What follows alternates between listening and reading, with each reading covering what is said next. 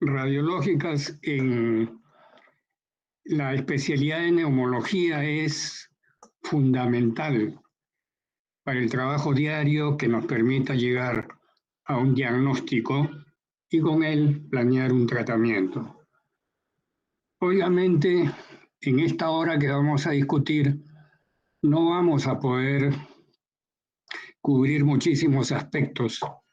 Entonces, la idea es que ustedes tengan una visión general de este recurso importantísimo que tenemos nosotros para nuestro trabajo en el día a día.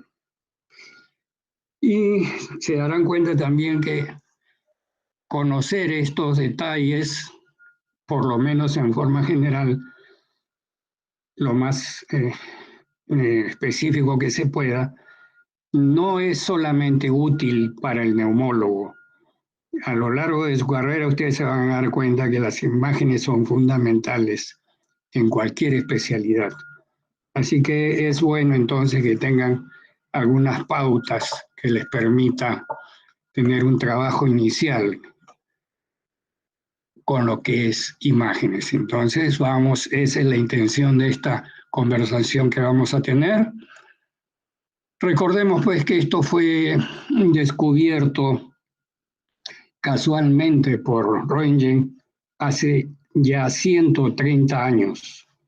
Miren cuánto tiempo ha pasado y en la humanidad han habido miles de inventos y miles de descubrimientos, pero solamente algunos de ellos son los que tienen una real utilidad y que han sobrevivido al tiempo. Este es uno de ellos, ¿ok? Un descubrimiento que ha continuado hasta la fecha, sigue siendo utilizado tal como se descubrió y por supuesto con el devenir del tiempo la tecnología lo ha mejorado en múltiples aspectos, ¿no?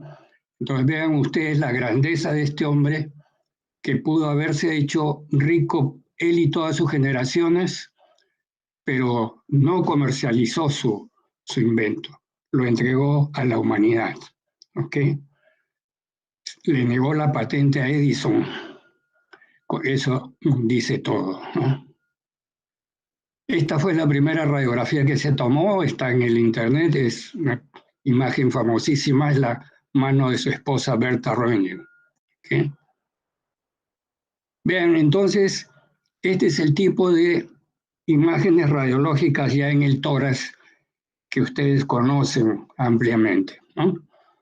Y este invento de hace 130 años sigue siendo útil tal como se inventó. Aquí tenemos pues una placa de tórax, pero obviamente en los 130 años siguientes han habido muchas mejoras en cuanto a conceptos y en cuanto a tecnología que ha permitido desarrollar la imagen del tórax ya no en dos planos como fue inicialmente, sino con una visión tridimensional como es la tomografía, ¿no? ¿Sí? Ah, no ven, caramba, ya, a ver, denme unos minutos, voy a salir de aquí.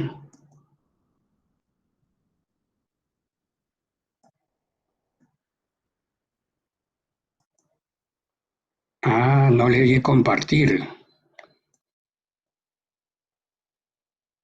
pantalla completa. A ver.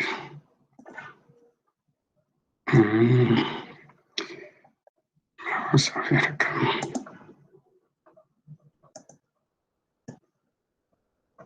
¿Ahora sí ven la pantalla? Sí se ve, doctor. Perfecto. Entonces, de esto es lo que conversábamos en los primeros minutos. Ahí está la imagen de Röntgen.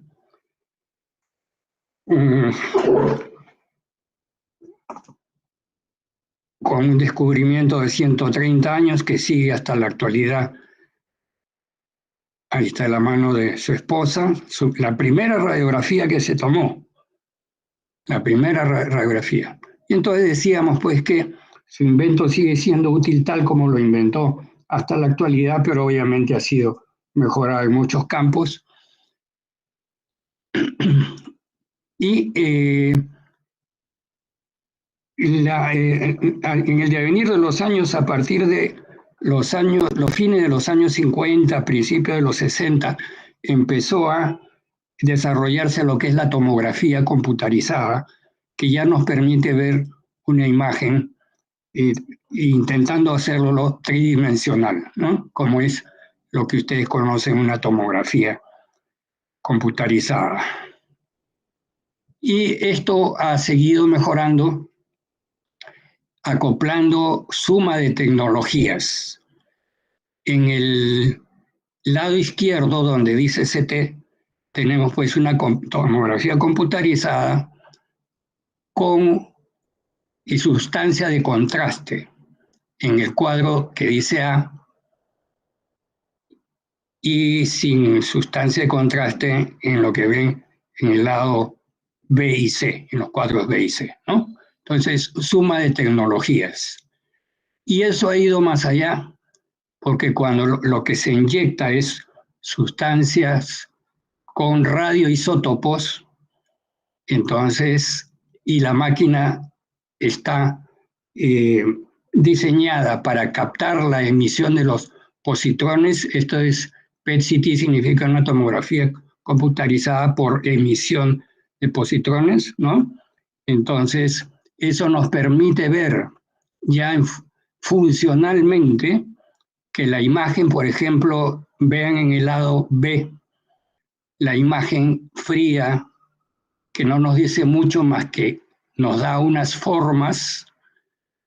Cuando se utiliza el método de PET-CT, podemos ver una imagen que representa que hay metabolismo en esa imagen, ¿no? Es una imagen caliente que nos indica que esa zona capta el contraste, hay metabolismo y nos da una referencia de que eso es una tumoración maligna.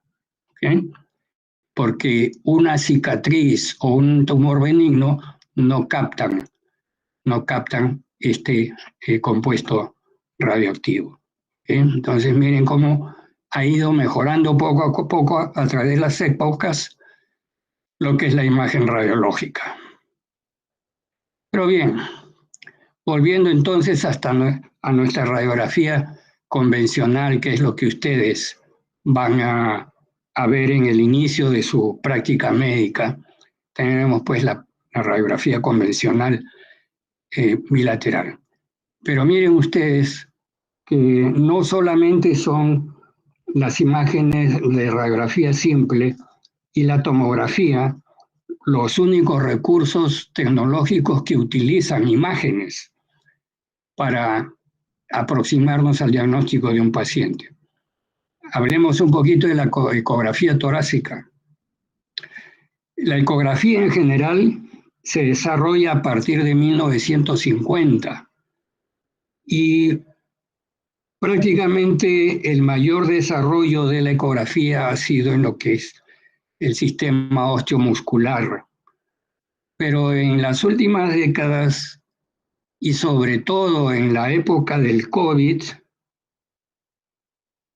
donde se requerían, dada la gravedad de los pacientes, recursos diagnósticos que fueran más inmediatos y más cercanos al paciente, porque obviamente las unidades radiológicas en esa época estaban atiborradas de pacientes críticos, no había turnos para tomar tomografías a tantos pacientes y comprenderán que llevar al tomógrafo a un paciente que está con insuficiencia respiratoria en una UCI conectado a un ventilador mecánico no era pues nada sencillo, ¿no? Entonces ahí es donde se desarrolla más todavía la ecografía. que es un método sencillo, relativamente barato y con una proximidad inmediata al paciente. Si ustedes tienen un ecógrafo portátil que tiene el tamaño de un mouse y lo saben manejar bien, ustedes están en contacto con el paciente en forma inmediata. Entonces, desde aquí ya les recomiendo que como médicos que van a hacer, posiblemente la ecografía todavía no está en las currículas desarrolladas como debiera ser, pero ya ustedes deben ahora desde jóvenes empezar a interesarse por la ecografía porque es el futuro para el diagnóstico. ¿Okay? Muy bien, entonces vean pues cómo la ecografía torácica cuando se aplica al tórax también nos da imágenes que tenemos que saber interpretar. En esta, por ejemplo, es un corte en el cual estamos viendo, aquí donde señalo en la flecha, la imagen de un hígado y donde él dice la letra P es la imagen del pulmón. Y en la zona donde dice D minúscula es líquido pleural. Esta es la imagen de un derrame pleural que separa, amplía este espacio y produce una pequeña telectasia masiva. Por eso ven ustedes, perdón, una telectasia pasiva, debido al empuje de líquido sobre el parénquima, y por eso ven estas imágenes más densas, imágenes ecográficas densas, ¿no? Ok, entonces tenemos pues la imagen de una ecografía. Aquí tenemos otra imagen ecográfica donde ven el hígado, ¿no? Con los vasos intrahepáticos. Aquí el pulmón con unas pequeñas consolidaciones. Son estas zonas blancas con la flecha, ¿no? Son pequeñas consolidaciones. Aquí es al revés. En esta imagen pueden ver ustedes el derrame pleural como un menisco, ¿ok? Esa es la imagen del derrame pleural. El líquido, una zona anecogénica que está ocupando el espacio pleural, que debiera ser virtual. Aquí tenemos otra imagen ecográfica. Miren a la izquierda la radiografía convencional, cómo se ve un derrame pleural masivo que borra el diafragma, amplía los espacios intercostales, empuja el mediastino y el corazón hacia el otro lado, pero si este líquido estuviera libre, estuviera suelto en cavidad torácica, sería muy fácil de hacer una toracocentesis y evacuar el líquido. Pero no, en este paciente se punza y no se logra sacar líquido. La imagen ecográfica que vemos aquí a la derecha nos dice la razón. Es un líquido altamente denso, líquido pleural muy denso y con múltiples tabiques conformados por fibrina. Entonces, este líquido no va a poder ser evacuado con una agujita simple, ¿no? Si tiene que utilizarse un catéter más amplio y hacerlo seguramente en varias intenciones, porque cada lóculo está cerrado con contenido líquido y hay que ir evacuando de a pocos, ¿no? Para que vean la utilidad de una ecografía. Aquí tenemos otra imagen ecográfica donde dice la letra M, es un nódulo pulmonar. ¿Eh? Entonces, qué útil es, sin necesidad de tomar una radiografía de tórax, nos puede en la cama del paciente dar una aproximación de lo que pasa con él. Aquí tenemos otra imagen clásica ecográfica de cómo es el patrón ecográfico en un neumotórax. Vean en la tomografía cómo está colapsado bilateralmente. Y hay una imagen radiolúcida aquí, todo negro, que significa que es aire. Y cuando se pone el transductor en la pared torácica, se encuentra una imagen como esta, que son líneas que se le ha denominado como en la arena en la playa, ¿no? Como una imagen de arena en la playa. Aquí lo mismo, más ampliado, ¿ven? Entonces, facilísimo en un paciente sin necesidad de llevarlo a una cita con un estudio, una habitación especial con máquinas para tomarle placa. Esto en la cama del paciente, ustedes mismos lo pueden hacer. Bien, otro avance, otra técnica que también recurre a las imágenes, gammagrafías de ventilación, de perfusión o la imagen mixta, gammagrafía ventilo-perfusión, que nos es de mucha utilidad, sobre todo cuando se requiere planear qué tipo de tratamiento quirúrgico puede requerir un paciente con afectación pulmonar importante y que requiera seguramente de una resección pulmonar, segmentectomías, lobectomías o incluso neumectomía.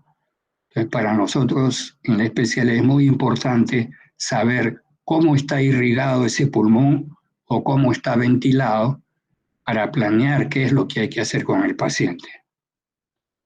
Normalmente, entonces, cuando a un paciente se le toma una imagen en el gamágrafo, esta es la imagen que debiera tener normalmente, aquí a la izquierda, y si tiene un paciente una patología en que se limita el flujo sanguíneo adecuado, por ejemplo, en las embolias pulmonares, va a haber zonas, como lo demuestran aquí estas líneas, de anormal perfusión, una perfusión disminuida, ¿no? En comparación con el pulmón contralateral. Ahora, cuando a un paciente con una radiografía de tórax convencional se le inyecta una sustancia de contraste para visualizar el territorio vascular, anomalías del territorio vascular, estamos ante una angiografía pulmonar, en este caso convencional porque se hace con ayuda de radiografía de tórax convencional, angiografía pulmonar convencional entonces. Pero si lo mismo se hace con ayuda de un tomógrafo, entonces estamos ante un angiotem. Un angiotem es imágenes tomográficas en un paciente con colocación de sustancia de contraste en el territorio vascular. En este caso, por ejemplo, fue hecha para el diagnóstico de embolismo pulmonar. La imagen que tenemos acá es sobre un corazón donde se proyecta la arteria pulmonar con su rama derecha y su rama izquierda. Y en la rama izquierda ustedes ven una sustracción, una imagen de sustracción debido a un émbolo, un embolismo pulmonar. Entonces, un tromboembolismo pulmonar es lo que se logra diagnosticar con esta técnica, ¿no? Muy bien, entonces ven ustedes cómo se ha ido evolucionando desde la radiografía simple hasta otras técnicas tomográficas y la ecografía y la gammagrafía. Ahora hablemos un poquito de la resonancia magnética nuclear. Esta es una imagen sobre un tórax que da la resonancia magnética nuclear. Seguramente ustedes en su práctica médica van a escuchar que la gente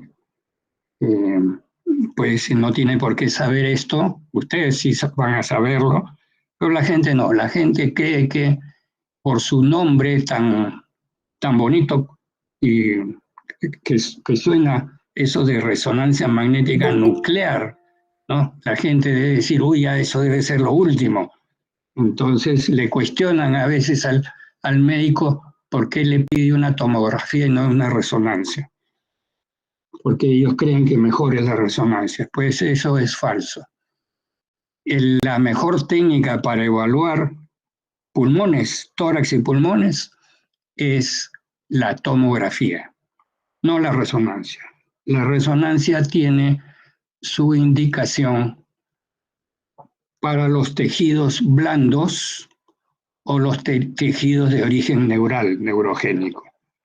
¿Okay? Tejido articular, tejido nervioso, partes blandas, tumores mesenquimales. Esa es la gran utilidad de la resonancia magnética. Pero campos pulmonares nunca, ¿ya?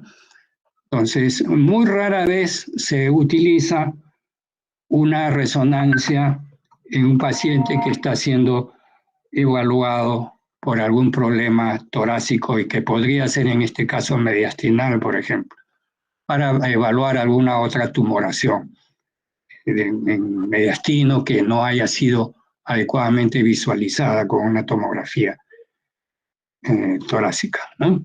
Entonces, que quede bien claro, la resonancia de ninguna manera es mejor que una tomografía.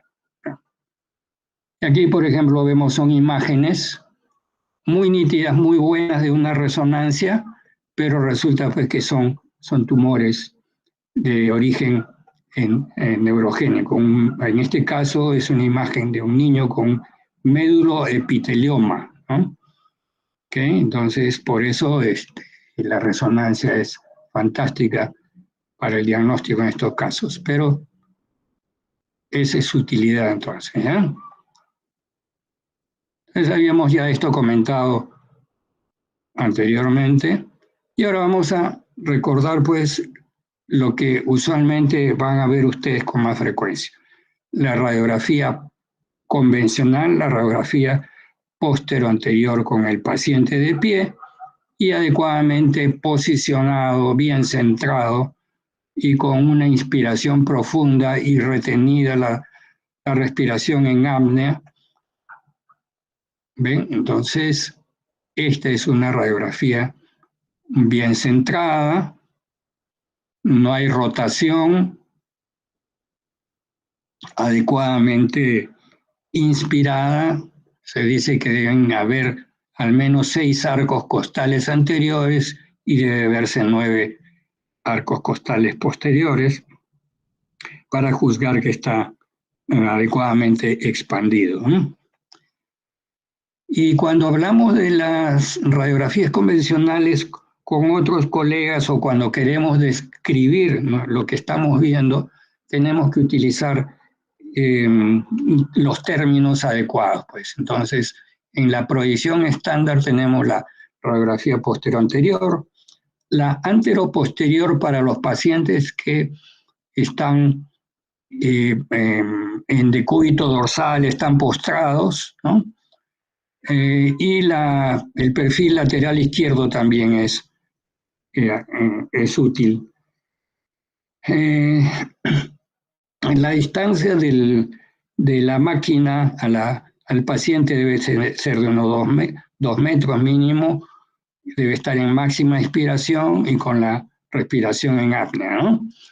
Y luego tenemos otras proyecciones también que podemos utilizar dependiendo de lo que queramos investigar. Por ejemplo, si queremos ver algo especial en los cilios, podemos utilizar las oblicuas, ¿no?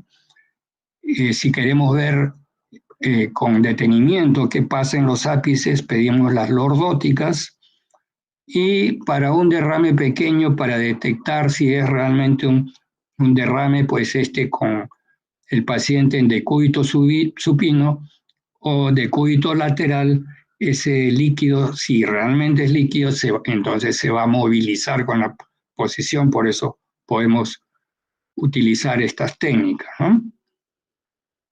Bien, entonces debemos pues recordar que la imagen que vamos a tener en la placa va a depender de cuán bien esté inspirada, que tenga la penetración adecuada, que no haya una rotación que nos haga ver erróneamente la imagen, ¿eh? Y tenemos que valorar el efecto de la magnificación que ocurre entre lo que es una radiografía postero-anterior y una antero-posterior. Cuando el rayo incide por la espalda, es la radiografía convencional como estamos acostumbrados a verla.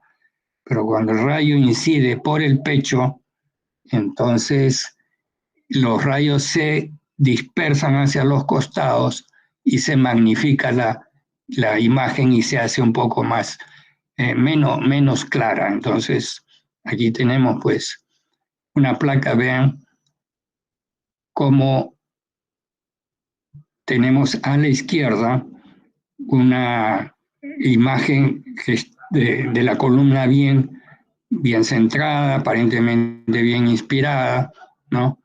Y si la imagen, con una buena inspiración, se puede apreciar muy bien los espacios intercostales y el diafragma, pero con una penetración inadecuada no se logra ver adecuadamente las bases pulmonares y uno puede pensar de que hay un derrame pleural porque no alcanzamos a ver la imagen de los diafragmas, ¿no? Esta es una radiografía en la cual el paciente ha sido bien centrado, bien posicionado, la imagen de la columna aérea de la tráquea está, digamos, aceptablemente central y la vemos, esa columna de aire de la tráquea hasta D4 más o menos, ya después de eso no debiera verse, ¿no? Sin embargo, a pesar de todo esto, vemos que los hilios no se representan adecuadamente y eso nos puede inducir a pensar de que hay un exceso de penetración del rayo, demasiada potencia, se quema la placa, ¿no?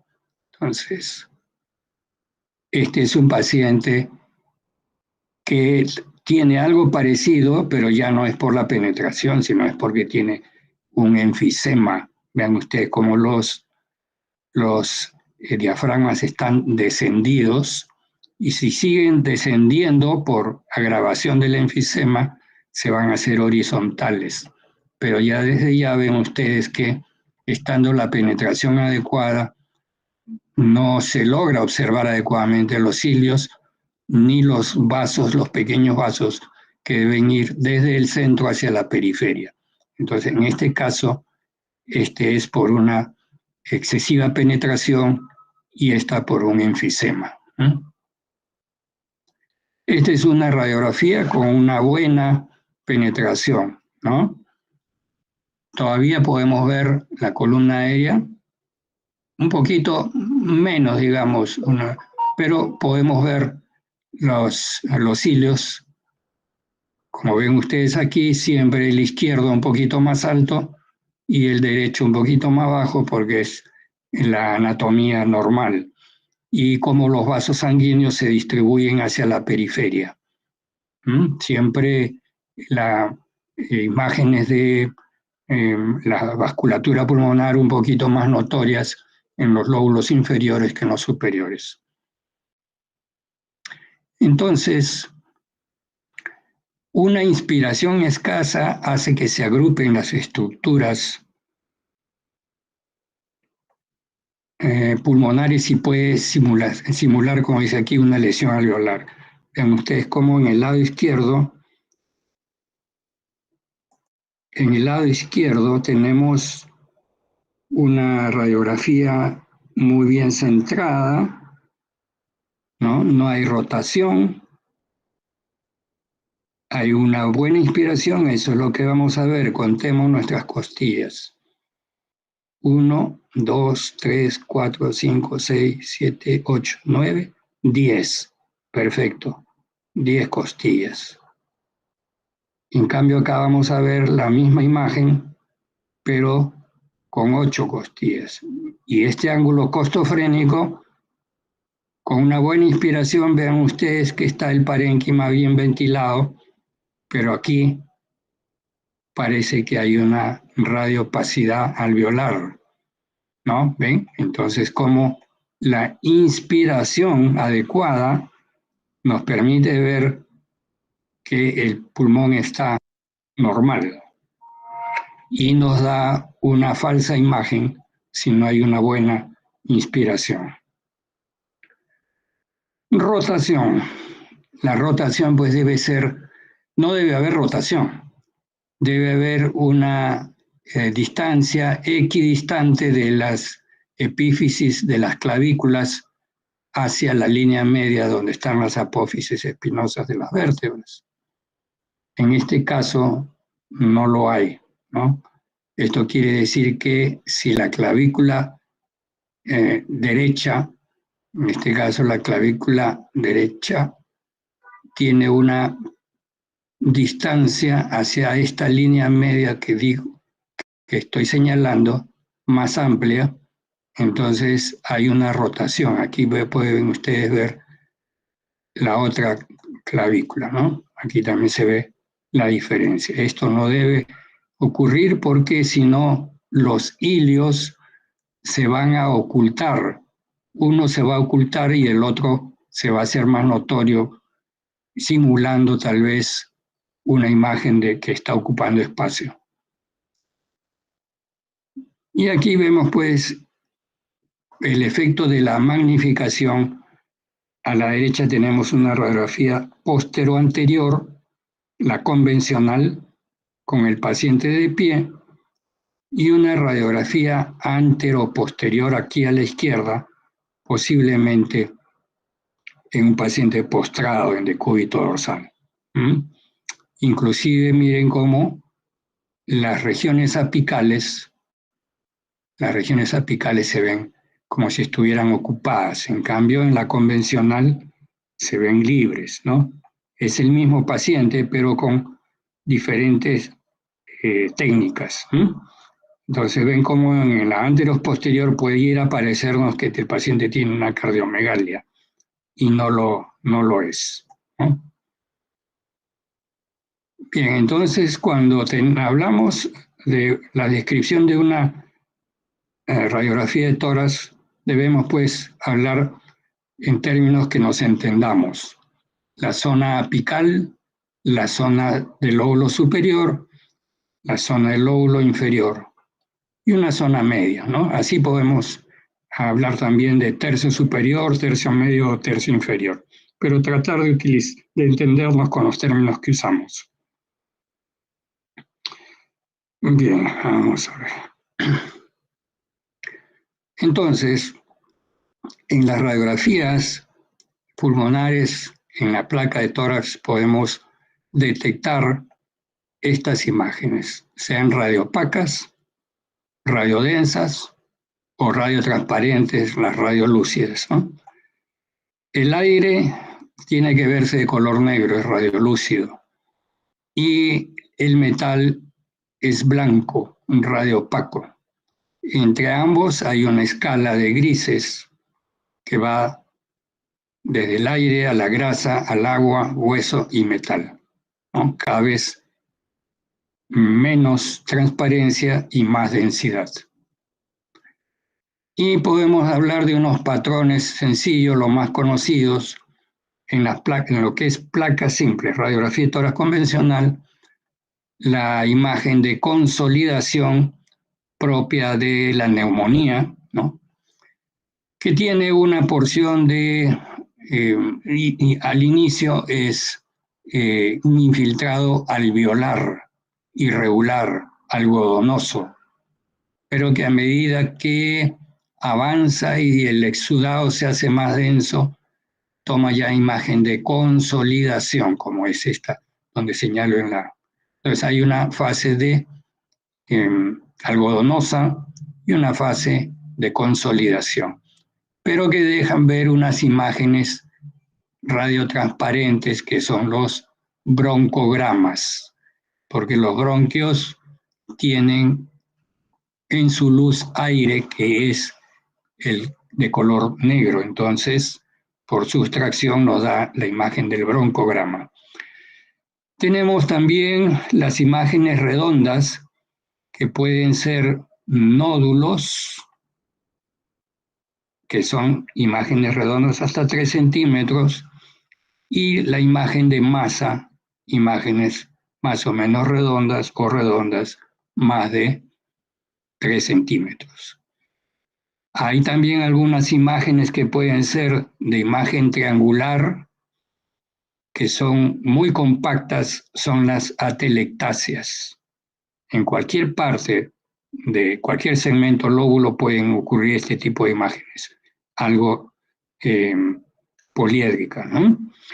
Y luego tenemos la imagen intersticial, que puede ser puramente reticular, muy fina, mediana o un patrón intersticial grueso, ¿no? Entonces, el patrón intersticial. Ahora más adelante lo vamos a desarrollar. Veamos, el patrón alveolar. El patrón alveolar respeta los bronquiolos y por tener contenido de aire se dibuja un broncograma aéreo. Entonces, sus características son opacidad homogénea que oscurece los vasos. Hay signo de la silueta, por ejemplo, aquí en el lado izquierdo. Aquí en el lado izquierdo vamos a ver cómo el borde cardíaco se pierde, ya no se ve tan nítido como en el lado contralateral, porque el parénquima bien ventilado dibuja bien la silueta cardíaca por el lado derecho, pero en el lado izquierdo, lo que corresponde al lóbulo medio, aquí hay una radioopacidad que contrasta. Vean el color de esta zona que estoy señalando, a diferencia del color de esta, ¿no? Entonces, signo de la silueta, broncograma aéreo, a veces se extiende hasta la pleura o cisura sin cruzarla, entonces formando una línea, ¿no? Da la imagen a veces de una línea, como que ve acá, cuando la consolidación o el infiltrado ha llegado hasta la pleura visceral. Entonces se forma una línea, pero no cruza más allá de ella. Y tampoco hay pérdida de volumen. En la atelectasia sí hay pérdida de volumen, pero en la consolidación no.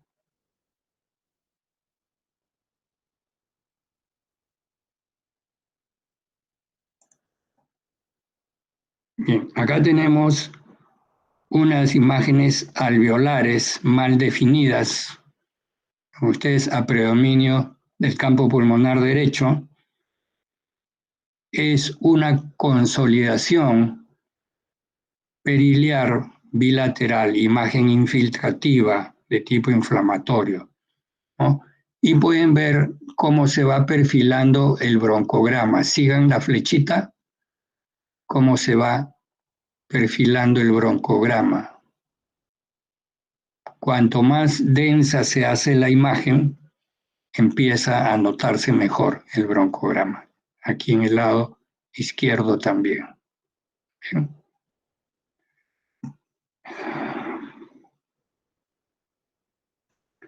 Bien, el patrón reticular es un patrón que aparece cuando hay una patología de tipo intersticial donde se incrementa el tejido fibroso, ¿no? Entonces empiezan a aparecer líneas que se entrecruzan, que son líneas generalmente de trayecto irregular y van delimitando espacios redondeados irregulares que se hacen visibles debido a que estas líneas son densas y el espacio que van formando está ocupado por alvéolos con aire. Entonces, es así como se va formando imágenes que van dejando estas líneas reticulares. Cuando esas líneas son muy delgaditas, menos de 3 milímetros, hablamos de un patrón reticular fino. Si las líneas son más grandecitas, 3 a 10 milímetros, un patrón reticular mediano. Y si son más de 10 milímetros, un patrón reticular grueso. Aquí tenemos una radiografía con opacidades reticulares irregulares en las bases. Vean cómo, por ejemplo, en esta de aquí, se van agrupando y van dejando unos espacios oscuros, negros, que son zonas alveolares ventiladas, ¿no? Pero van tejiendo redecillas, redes. Aquí tenemos un patrón a la izquierda, la placa convencional, patrón reticular fino en histiocytosis. ¿Ven? Unas redecillas, ¿ven? Algo hilos fugales, pero que van dejando espacios de parénquima sano, ventilado. Y si lo vemos en una tomografía, esto es lo que estaríamos viendo, ¿no? Esto es lo que estamos viendo, de lo que hablábamos. Entonces, superposición de las paredes quísticas que dan un patrón reticular fino. ¿Hasta aquí me han seguido? ¿Me están escuchando? Sí, doctor. Sí, doctor. Ya. Pueden interrumpir en cualquier momento si tienen una duda, por favor, ¿ya? Vamos a continuar entonces. Aquí tenemos un patrón mediano, particularmente de un paciente con artritis reumatoide. Vean cómo en la placa simple ya se ve menor densidad radiológica, ¿no? Y aumentan pues estas imágenes blanquecinas, irregulares, que van dejando espacios oscuros ventilados. Su correlato tomográfico es el que ven aquí, con formación ya de quistes subpleurales. Normalmente, en este caso, estas imágenes lineales que ven aquí, que llegan hasta la pleura visceral, se debe a que el septo, que es un espacio que está ocupado por vasos y linfáticos y algo de un estroma intersticial de fibras elásticas, en las personas normales prácticamente se ve como una línea blanquecina muy sutil que va desapareciendo a medida que llega a la periferia. Pero ¿por qué se observan aquí muy blancas, muy densas? Se debe a que ese espacio, ese septo, ha sido ocupado por fibras, tejido fibroso que no debiera estar allí, ¿ok? Se ha llenado ese espacio con tejido fibroso, por eso ahora se representa como una imagen lineal radiodensa. Patrón reticular medio, entonces, en un paciente con artritis reumatoide. Aquí tenemos un paciente con una enfermedad quística que podría ser, por ejemplo, una fibrosis quística que está dejando espacios aéreos grandes y grandes zonas de imágenes gruesas, muy gruesas, imágenes blanquecinas. Está acá también, ¿no? Este es un patrón reticular grueso, ¿ok? En una enfermedad quística. Van dejando espacios de más de 1 centímetro también. Bien, el otro patrón que les decía de nódulos o masas, vamos a empezar a describirlo. Cuando un nódulo, es decir, que tiene hasta 3 centímetros de diámetro, es muy pequeñito, menos de 3 milímetros, son pequeñas imágenes redondeadas de bordes netos, pueden ser múltiples en ambos campos pulmonares, y los vemos en la tuberculosis miliar y en la neumoconiosis. Un patrón un poquito más grande, entre 3 milímetros y 3 centímetros, podemos ver mejor estos nódulos porque ya son más grandecitos, son muy redondeados, de bordes nítidos a veces, son opacos, ¿no? Y están rodeados por parénquima pulmonar aparentemente normal. Generalmente están en la región por fuera del ilio, por fuera del mediastino. y no se asocia con adenopatías, no están en las regiones en las que sabemos que hay ganglios que acompañan a los vasos o bronquios, ¿no? Y no se asocia tampoco con imágenes atelectásicas o de derrame pleural.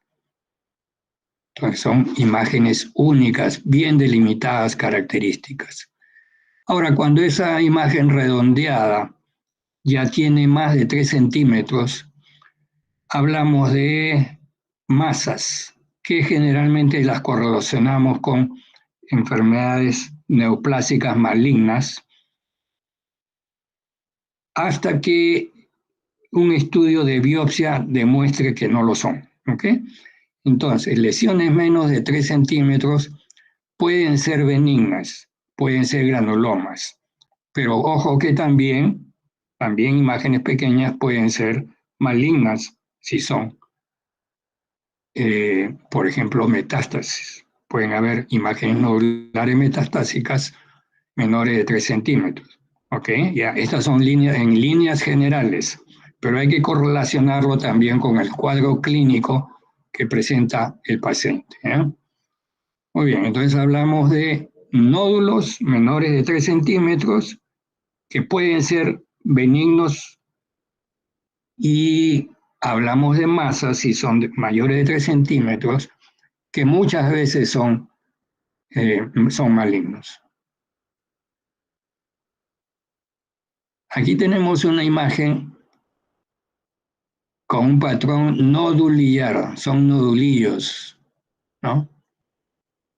Son nodulillos. Entonces vean ustedes cómo tienen un tamaño pequeño, menor, obviamente, de 3 centímetros, y la dimensión es de milímetros. Véanlos ustedes en la radiografía convencional y cómo se ve en una tomografía. En este caso, ¿por qué se produce esta extensión a los pulmones? Porque se disemina por vía hematógena. Aquí tenemos una imagen muy parecida a esto, pero en este caso estos nodulillos son por una tuberculosis miliar, diagnosticado por la anatomía patológica. ¿Ya?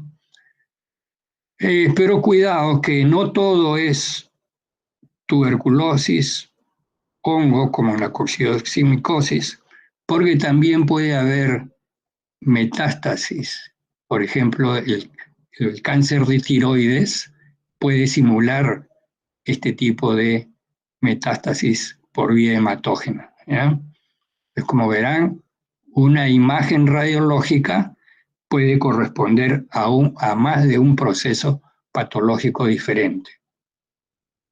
En este caso, este paciente que está aquí también tiene tuberculosis, pero los nodulillos que están en ambos campos pulmonares, como suele suceder también en la tuberculosis pulmonar, aquí solamente está representado un hemitórax, pero este paciente en el izquierdo, si estuviera representado, se vería igualito, ¿no? Por la diseminación hematógena.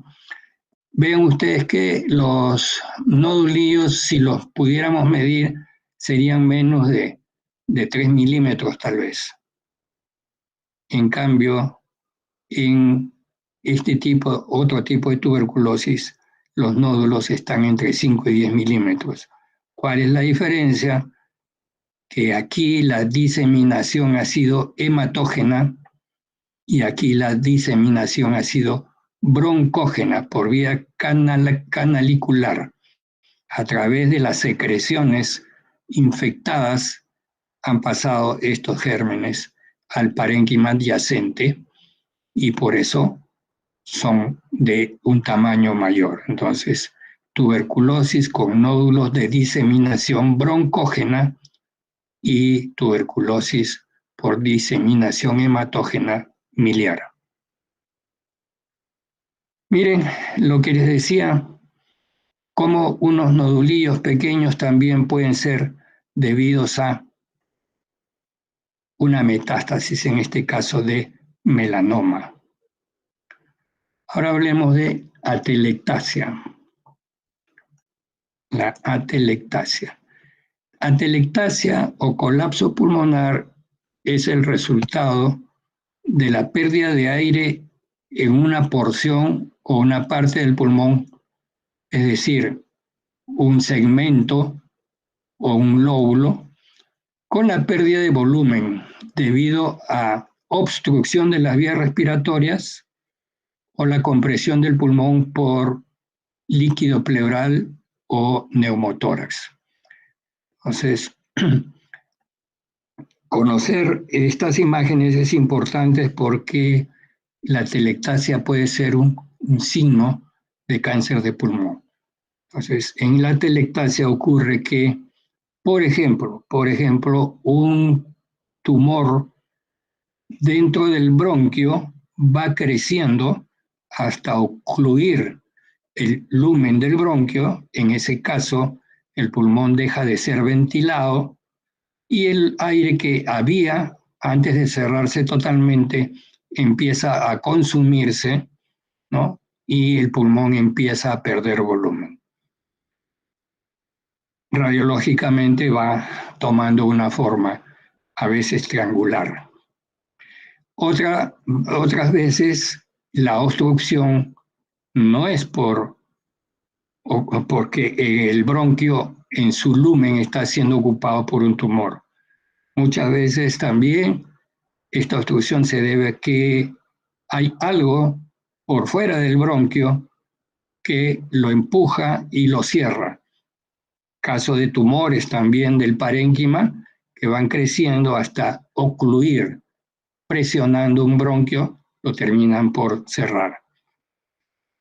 Vamos a ver, en estos casos la opacidad es muy notoria, muy definida y no hay broncograma aéreo, porque obviamente el bronquio, al ser ocluido, no deja pasar el aire, no puede haber broncograma en una atelectasia. Muy bien, lo que sí hay es perder volumen como resultado del desplazamiento del diafragma, que se asciende, se eleva por la pérdida de volumen. Hay las cisuras, acá está erróneo esto, cisuras empiezan a ser más notorias y también se modifica en su ubicación. El ilio puede ascender y el mediastino puede desplazarse, todo por la pérdida de volumen. Aquí, por ejemplo, en el lóbulo superior derecho, tenemos acá probablemente esta radioopacidad es una masa que está ocluyendo el bronquio y al dejar de ventilarse se retrae. ¿Ven? Esta es una imagen triangular donde hubo un lóbulo superior derecho, ahora este ya no tiene volumen y está colapsado, una atelectasia. Asimismo, en el lado, en el perfil podemos ver que delante de esta imagen del corazón debiera haber una zona ventilada como esta de aquí, que se ve negrito y gris oscuro, pero aquí se ve radio opaco debido a que se pone radio denso por la oclusión del bronquio, la falta de ventilación, y como el ilio se jala, se desplaza un poquito hacia arriba.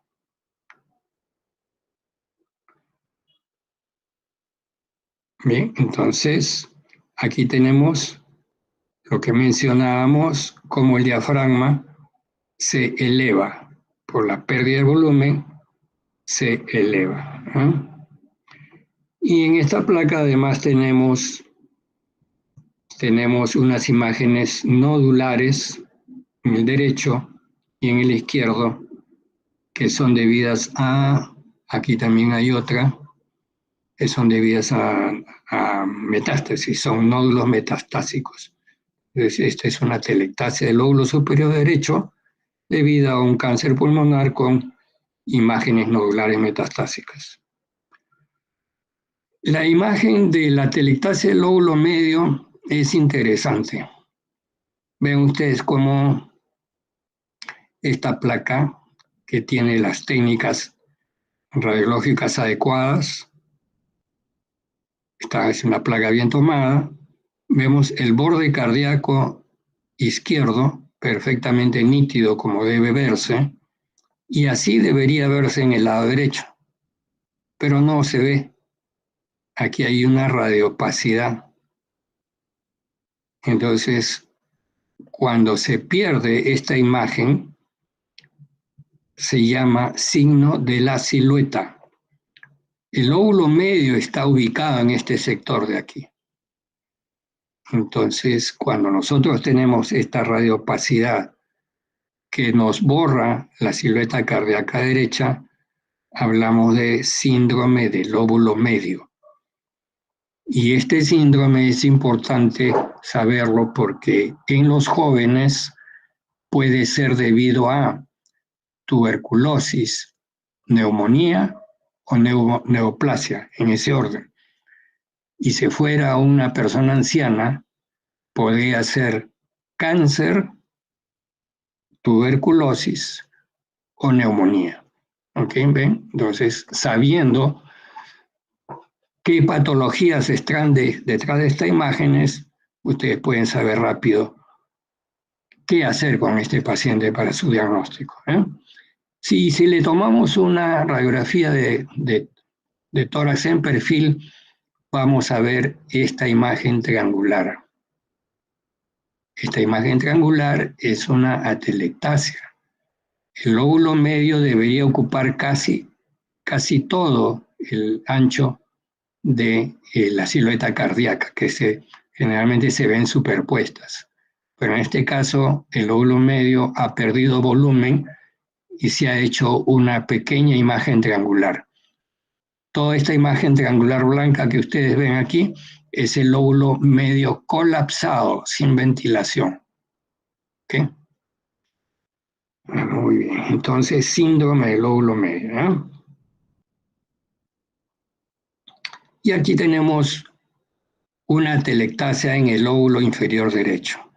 Normalmente deben ustedes ver como aquí está el borde cardíaco derecho nítido con la flecha azul, y la flecha rojita les dice la imagen del ilio. Y entre ambos hay un parénquima ventilado, adecuadamente ventilado. Pero miren aquí, desapareció y se ha formado una imagen triangular aquí, donde estoy señalando con las flechas. Entonces, este es un segmento, probablemente el segmento posterior del lóbulo inferior derecho, que está colapsado. Está colapsado totalmente, formándose una imagen atelectásica. Listo. Y esta también podemos aprovecharla para un control radiológico. Esta imagen puede representar muy bien al pulmón cuando no tenía atelectasia. Aquí, cuando tiene atelectasia, y si fuera, por ejemplo, por un tapón mucoso de un bronquio, y con el broncoscopio lo aspiramos y se ventila bien el pulmón ahora, cuando le tomemos una radiografía de tórax, va a volver a tener la imagen adecuada. ¿Ok? Aquí tenemos el lóbulo superior izquierdo. Miren ustedes, aquí tenemos una imagen de aire pequeñita, que es el remanente, una zona todavía ventilada. Pero miren la línea clarísima que se ve aquí, y el resto está radiopaco, denso, sin broncograma y sin pérdida de volumen. Entonces, si no hay broncograma, no hay consolidación, no hay pérdida de volumen, no hay consolidación, ¿verdad? No hay consolidación, ¿correcto? Bien, entonces, si nosotros le tomamos una radiografía en perfil, vamos a ver esta línea blanca que nos representa hacia allá, hacia arriba, el lóbulo superior, atelectasiado, con pérdida de volumen. Entonces, esta es una telectasia típica del lóbulo superior izquierdo. Muy bien, entonces hasta aquí lo que hemos visto es lo que es las imágenes que debemos considerar en la radiografía de tórax simple. Ahora hablemos un poquito de la tomografía computarizada. Alumnos, una pregunta. Tenemos una hora, el Meet, ¿cuánto tiempo más me va a dar?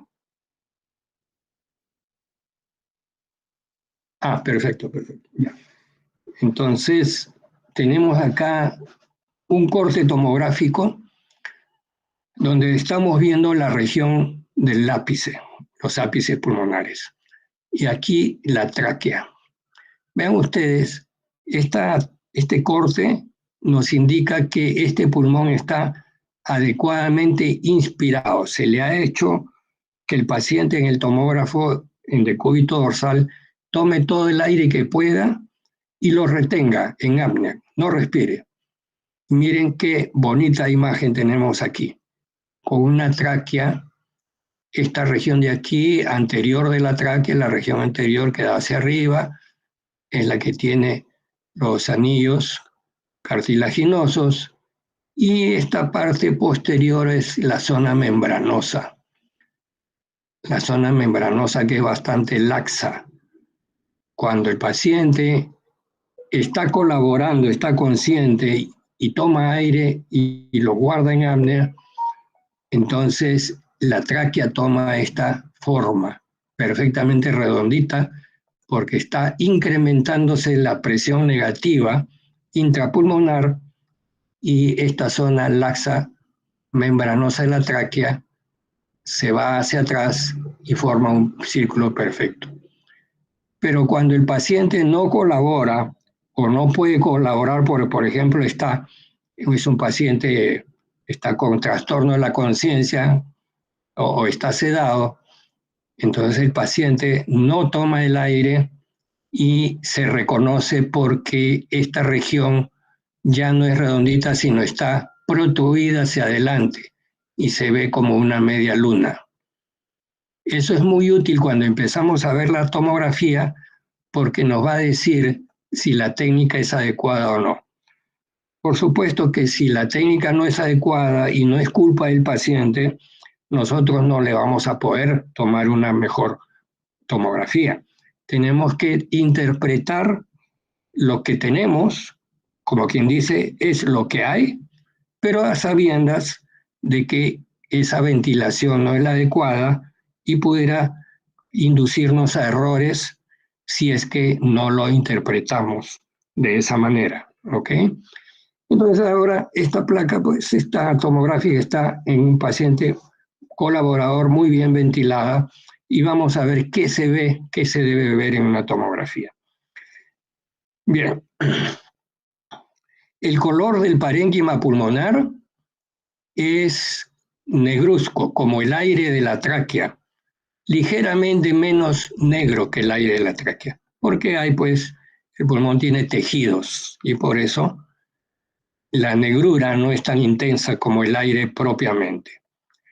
Luego tenemos que ver si ese campo pulmonar tiene imágenes extrañas, que pueden ser masas, nódulos, quistes, bronquiectasias o tractos fibrosos de diferentes grosores. Y en este caso no los hay. ¿Qué más debemos ver? ¿Cómo está la pleura? En este caso aquí, las imágenes de la pleura es esta línea que ven ustedes aquí, esta interfase entre el pulmón y los tejidos extrapulmonares. Así es como debe verse, esto es normal. Y luego deben ver el espacio subpleural, la región que está inmediatamente por debajo de la pleura debe ser así, con unas líneas muy tenues que van desapareciendo al llegar a la pleura visceral. ¿Se dan cuenta? Cuando se van acercando van desapareciendo. Eso es normal. Estas líneas son los septos, espacios virtuales por donde circulan los vasos sanguíneos y los vasos linfáticos. Se van haciendo tan delgaditos que ya no son visibles macroscópicamente. Esto es normal, así debe ser un espacio subpleural, que es muy importante para diagnóstico, ¿no? Entonces tienen que acostumbrarse a observar con mucho detalle la región subpleural. Y luego vamos a identificar estas líneas y estas imágenes redonditas. Aquí tenemos esta línea blanca radiodensa, que es un vaso sanguíneo cortado transversalmente y se ve muy blanquito, muy nítido, porque su contenido es líquido, sangre, que es radiodensa. Pero a partir de ese vaso podemos ver que le salen unas líneas blanquitas que son vasos sanguíneos. Entonces, los bronquios a esta altura no se deben ver, porque los bronquios tienen pared radiotransparente y contenido de aire, por lo tanto se van a perder en la negrura del parénquima, porque adyacente a los bronquios están los alvéolos ventilados normalmente. Bien, aquí tenemos un corte más o menos en D4 donde está esta estructura que divide el bronquio, la rama bronquial derecha de la rama bronquial izquierda. Nuevamente ven ustedes el espacio subpleural perfectamente normal, ¿no? Y cómo los septos van desapareciendo y ya no son visibles casi cuando se aproximan a la periferia. Aquí los vasos sanguíneos, como deben ser, se van adelgazando a medida que van desde el hilio hacia la periferia.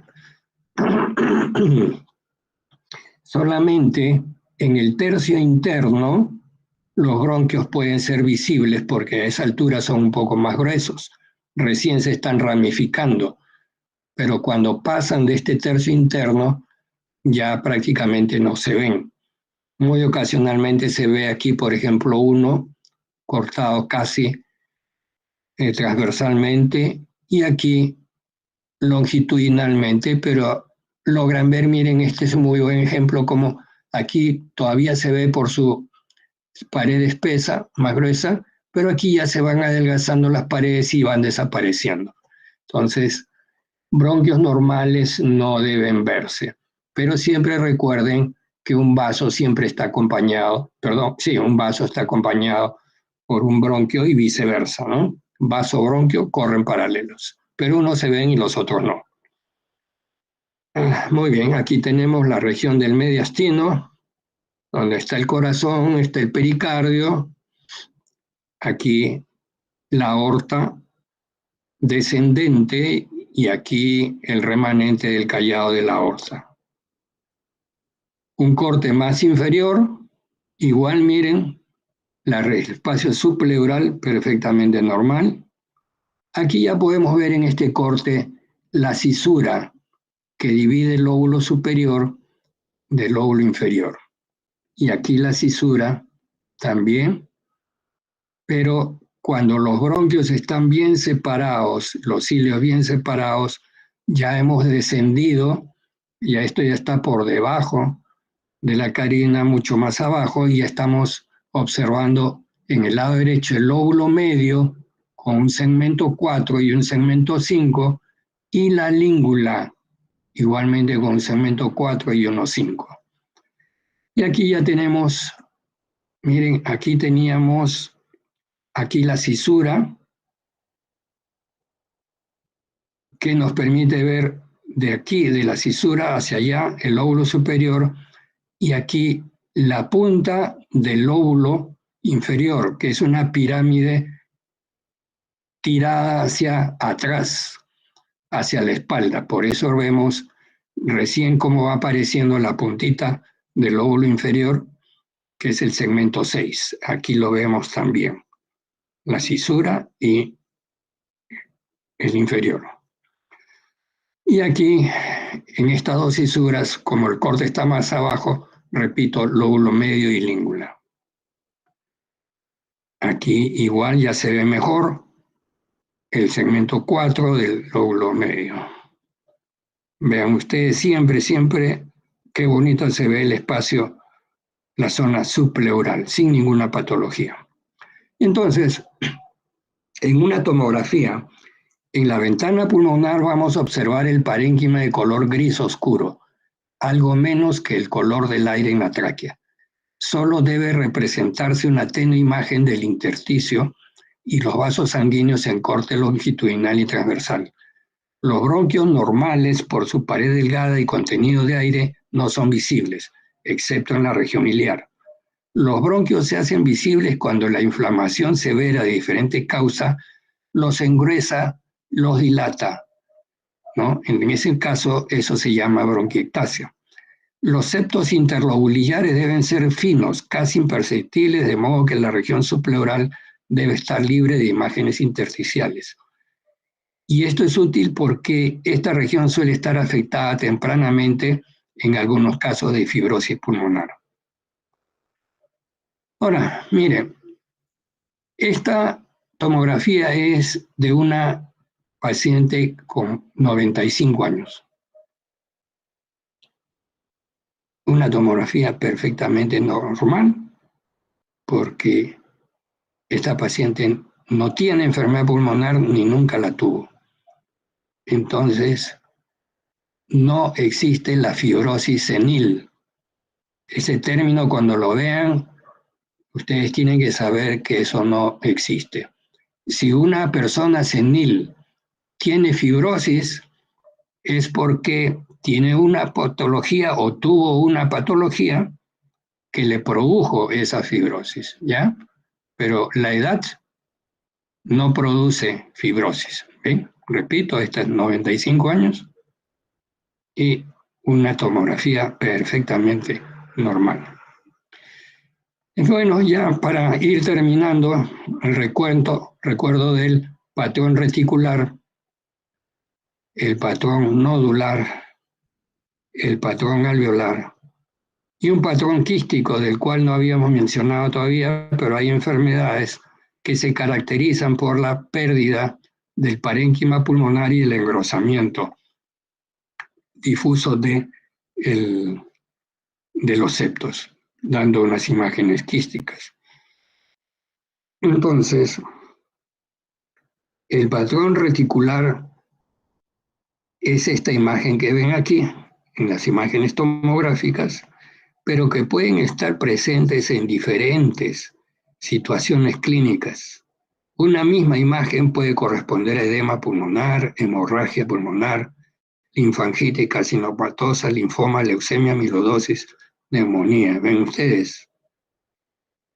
Un patrón reticular irregular en la fibrosis pulmonar intersticial. Y lo que les decía, vean ustedes el espacio subpleural, cómo está lleno de quistecitos.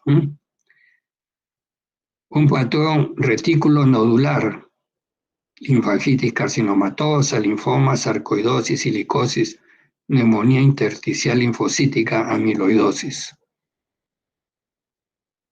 Entonces, acá tenemos un patrón nodular que bien podría ser una metástasis. Patrón nodular perilinfático en la sarcoidosis. Esto lo describimos porque está en la literatura, pero en realidad en Perú, población peruana, no tenemos este problema de la sarcoidosis. Son casos muy excepcionales, súper excepcionales. Esta es patología de otras regiones, no es la nuestra. Patrones nodulares pueden ser dados por la silicosis, tuberculosis, micosis, metástasis, histiocitosis. Patrón nodular centrilobular. Por ejemplo, acá hay vasos sanguíneos y nódulos alrededor, por eso se llama centrilobular. En la neumonitis por hipersensibilidad y en la bronquiolitis. Patrón alveolar. Aquí, en este patrón alveolar podemos describir varias cosas. Podemos describir, por ejemplo, un aumento de la atenuación o aumento de la densidad en forma de vidrio esmerilado, que corresponde a un proceso inflamatorio, ¿no?, del intersticio. Y zonas algo más consolidadas como esta de aquí, donde se puede observar un bronquio y una ramita que es un broncograma. Aquí igual puede verse broncograma. Aquí igual, broncograma. Cuanto mayor sea el proceso inflamatorio, se va consolidando y va ocupando regiones más gruesas y más densas, hasta volverse completamente blanco cuando el pulmón ya está tan inflamado que se dice que está hepatizado. Entonces, patrón inflamatorio en vidrio esmerilado. Bien, hoy tenemos acá una consolidación aguda con broncograma aéreo. Miren este broncograma, donde está la flecha, ¿no? Y además los bronquios ya están empezando a perder su forma tubular con un ancho normal y ya se están poniendo arrosariados, como un rosario. Esos bronquios van a la bronquiectasia. Miren cómo en todas estas patologías puede verse estas imágenes, ¿no? Vamos a ver otro importante. Este es el patrón alveolar en lo que aquí llamamos árbol en brote, ¿no? Árbol en brote porque, por ejemplo, en este sector, el que estoy señalando con la flecha, imaginen que estos vasos de aquí es el tronco de un árbol y sus ramas. Y alrededor de las ramas tenemos unas imágenes algo redondeadas, ¿no?, que ocupan este espacio. Entonces, esto es como si fuera el tronco de un árbol y su follaje. Por eso se llama árbol en brote. Y esto no es exclusivo de la tuberculosis pulmonar, pero particularmente entre nuestra población sí es sumamente sugerente. Cuando vemos un patrón árbol en brote, lo primero que sospechamos es en tuberculosis, aunque puede verse también en otras patologías. Por eso todo lo que ustedes ven aquí, cada imagen hay que correlacionarla con el cuadro clínico que presenta el paciente, con su edad, su condición socioeconómica, sus síntomas, en qué trabaja, ¿no?, en qué tipo de enfermedades hay en la familia. Es decir, todo es un cortejo, ¿no? Es como en una investigación policial. Se va buscando pista tras pista, y cuando tengamos armado un acúmulo de pistas, entonces nuestra imagen va a poder tener sentido. ¿Okay? Muy bien. ¿Qué más podemos decirle? Ya. Entonces, aquí, por ejemplo, tenemos otro patrón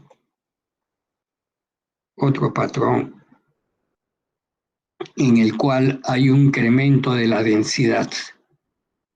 Entonces, es un patrón en vidrio esmerilado,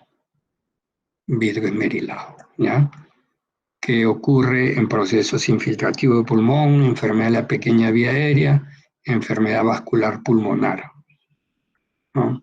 Entonces, estas zonas se caracterizan por ser hipodensas o hiperdensas. Hay mezcla de ambas cosas. Pobreza vascular en áreas hipertransparentes. Por ejemplo, acá hay una más hipertransparente. Y luego tenemos ya para finalizar la imagen en el patrón quístico. Este es muy característico, por ejemplo, de la fibrosis quística, una patología congénita bastante seria. ¿no? Donde los septos se engruesan, hay cantidad de bronquiectasias y se va perdiendo el parénquima pulmonar. Bien, entonces con esto hemos intentado darles un panorama de lo que es la imagen radiológica con diferentes técnicas. Recuerden, pues, una misma imagen puede ser consecuencia de diferentes patologías.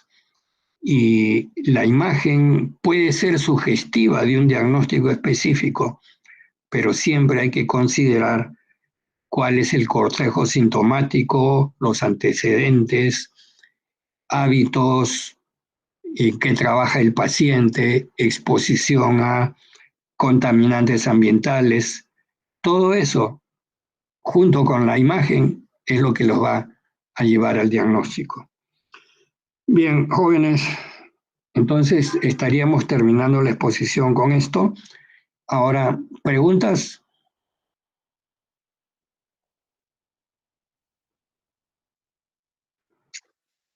Bien, Doctor. ¿les ha parecido clara la clase?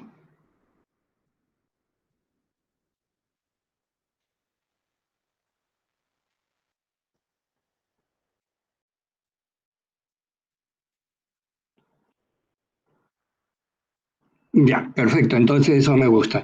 Si ustedes tienen alguna imagen radiológica que les sea una duda, no sean tímidos, nos buscan para poder